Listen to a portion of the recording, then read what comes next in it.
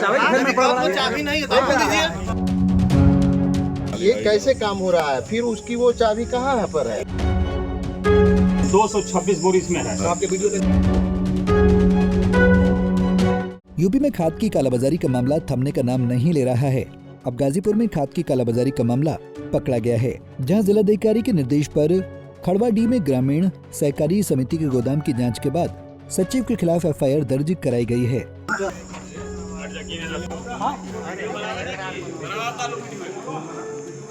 दरअसल आपको बता दें कि 30 अगस्त को पीसीएफ गाजीपुर से 250 बोरी यूरिया भेजी गई थी, लेकिन गोदाम में मात्र 226 बोरी ही मौजूद मिली, यानी कि 24 बोरी यूरिया गायब थी। ये पूरा खेल गोदाम प्रभारी सचिव मोहम्मद साबिर के इशारे पर किया गया। खाद की कालाबाजारी का मामला सामने आते ही किसानों ने गोदाम के बाहर हंगामा शुरू कर दिया। मामला जिलाधिकारी के संज्ञान में आया तो डीएम ने जांच के आदेश दिए। जांच में शुरू हुई तो खाद की कालाबाजारी की बात सच साबित हुई, जिसके बाद डीएम ने आदेश पर गोदाम को तत्काल सील कर दिया और समिति के सभापति खड़वाडीह की अभिरक्षा में सौंप दिया गया।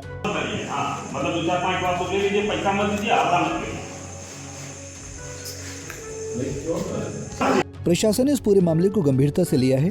जिला कृषि अधिकारी की ओर से सचिव मोहम्मद साबिर के खिलाफ थाना शादियाबाद में मुकदमा दर्ज कराया गया है। देखिए, खाद की कोई किल्लत नहीं है।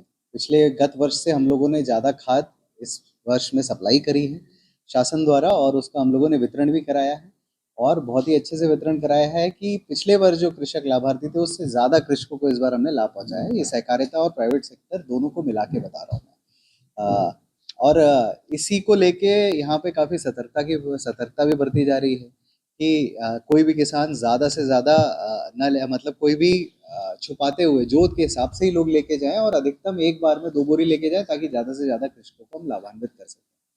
इसी के क्रम में एक सोसाइटी में खंडवाडीह में कुछ शिकायत प्राप्त हुई थी, तो उसकी जब जांच कराई गई तो शिकायत प्रथम दृष्टया सत्य पाई गई, जिसके क्रम में 3/7 में एफआईआर संबंधित सचिव के विरुद्ध हम लोगों के द्वारा कृषि अधिकारी के द्वारा कराई गई है।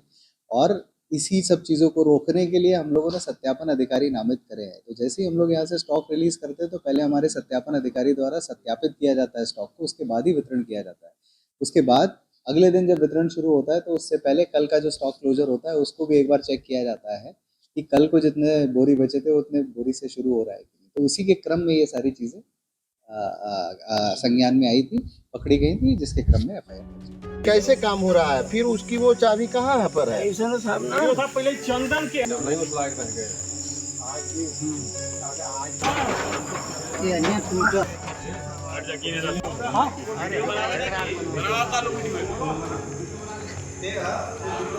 जांच टीम का कहना है कि सचिव मोहम्मद साबिर ने आवश्यक वस्तु अधिनियम का उल्लंघन किया है, जिसके तहत अब उनके खिलाफ सख्त कानूनी कार्रवाई की जाएगी।